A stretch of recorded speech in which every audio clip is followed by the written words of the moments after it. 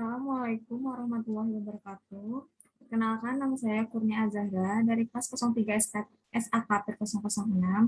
Di sini kami ingin mempresentasikan mengenai siklus produksi dengan dosen pengampu Bapak Gili Ismanto, SKM MM, dengan mata kuliah Sistem Informasi Akuntansi.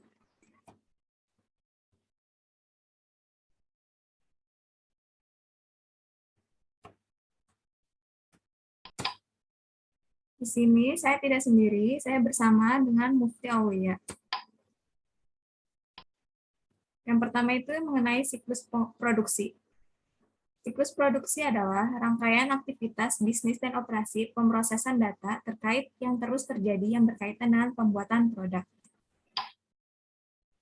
Peran SIA dalam siklus produksi. Yang pertama itu mengenai bauran produk. Di sini perusahaan memikirkan produk apa yang ingin diproduksi.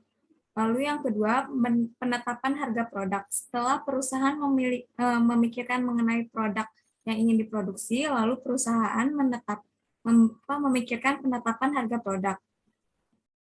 Mengenai berapa HPP sampai produk selesai yang dibuat. Lalu yang ketiga, mengenai alokasi dan perencanaan sumber daya. Yang terakhir, mengenai manajemen biaya. Di sini menjelaskan mengenai merencanakan, mengalokasikan biaya-biaya yang timbul. Lalu selanjutnya akan dijelaskan oleh Mufti Aulia.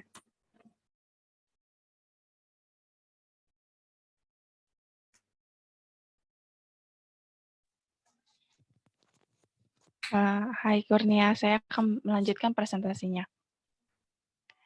Di sini ada diagram konteks siklus akuntansi. Figur ini menunjukkan bagaimana siklus produksi dihubungkan dengan subsistem lain dalam sistem informasi sebuah perusahaan. Sistem informasi siklus pendapatan menyediakan informasi pesanan pelanggan dan perkiraan penjualan yang digunakan untuk merencanakan tingkat produksi dan persediaan. Sebagai balasannya, sistem informasi siklus produksi mengirimkan informasi ke siklus pendapatan mengenai barang jadi yang telah diproduksi dan tersedia untuk dijual. Informasi mengenai kebutuhan bahan baku dikirim ke sistem informasi siklus pengeluaran dalam bentuk permintaan pembelian.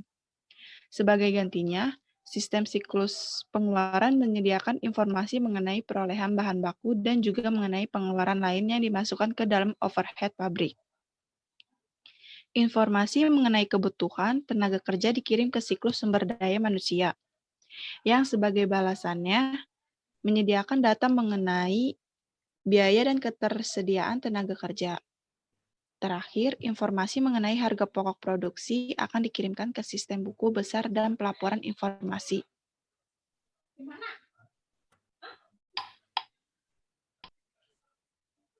Selanjutnya mengenai aktivitas siklus produksi. Yang pertama itu ada desain produk. Nah, desain produk itu bertujuan untuk aktivitas merancang sebuah produk yang memenuhi permintaan dalam hal kualitas, ketahanan, dan fungsi dan secara simultan meminimalkan biaya produksi.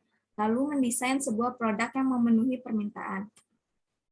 Peran akuntan di sini yaitu sebagai mendesain sistem informasi akuntansi agar informasi tersedia bagi para desainer produk. Lalu ada perencanaan dan penjadwalan. Di sini bertujuan dari langkah ini adalah mengembangkan rencana produksi yang cukup efisien untuk memenuhi pesanan yang ada dan mengantisipasi permintaan dalam jangka pendek tanpa menimbulkan kelebihan persediaan barang jadi. Perannya di sini untuk memastikan bahwa SIA mengumpulkan dan melaporkan biaya secara konsisten. Lalu dilanjutkan oleh Mufti. Di sini juga ada operasi produksi. Tujuan otomatis yang digunakan dalam proses produksi, peran akuntannya memahami bagaimana CIM atau Computer Integrated Manufacturing mempengaruhi SIA. Akuntansi biaya. Tujuan memberikan informasi, memberikan data biaya yang akurat, mengumpulkan dan memproses informasi. Jenis-jenis sistem akuntansi biaya. Satu, perhitungan biaya pesanan. Yang kedua, perhitungan biaya proses. Tujuan siklus produksi. Yang pertama itu, semua produksi dan perolehan aktiva tetap diotorisasi dengan baik. Yang kedua, persediaan barang dalam proses dan aktiva tetap dijaga keamanannya. Yang ketiga, semua transaksi siklus produksi yang valid dan sah akan dicatat. Yang keempat, semua transaksi siklus produksi dicatat dengan akurat. Yang kelima, catatan yang akurat dipelihara dan dilindungi dari kehilangan.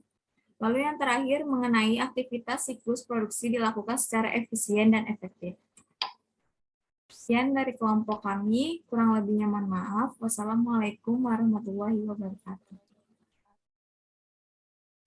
Berikut ini alur flow chart proses produksi suatu perusahaan.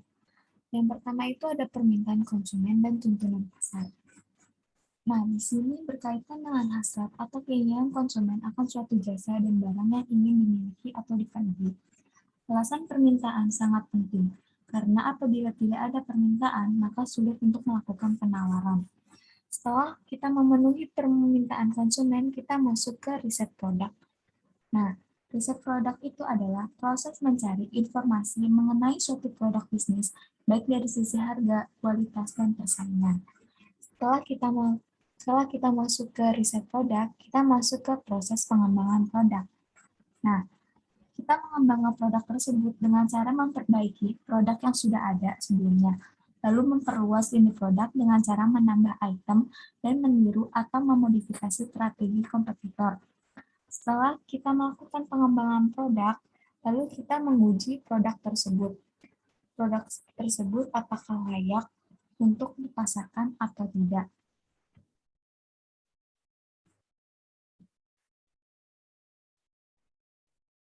Atau tidak. Bila tidak, kita melakukan riset ulang produk tersebut. Lalu setelah kita riset, lalu kita uji lagi untuk kedua kalinya. Apabila lulus dari uji kelayakan pertama, kita langsung menentukan harga penjualan. Nah, harga penjualan tersebut merupakan harga yang sangat sulit untuk diambil keputusannya. Meskipun pada kenyataannya, cara menentukan harga jual produk yang digunakan bagi setiap perusahaan sama dengan didasari harga pokok penjualan, harga jual permintaan persaingan. Tujuan dari penetapan harga perusahaan yaitu untuk menetapkan harga yang masuk akal bagi konsumen dan juga agar produsen dapat bertahan di pasar. Setelah melakukan penentuan harga, kita masuk ke proses produksi massal. Nah, produksi massal juga dikenal sebagai aliran produksi secara terus-menerus. Sistem produksi dalam jumlah besar dari produk yang standar. Tujuan perusahaan yaitu mampu memberikan pelayanan produk yang banyak di pasar dan memenuhi permintaan konsumen dalam jumlah besar. Setelah melakukan produksi massal, kita masuk ke proses pemasaran. Nah, pemasaran itu memiliki arti, yaitu suatu cara kita memperkenalkan produk kita ke konsumen. Setelah kita memperkenalkan produk kita ke konsumen, nah pasti konsumen itu memiliki hasrat untuk membeli produk yang kita jual. Nah, itulah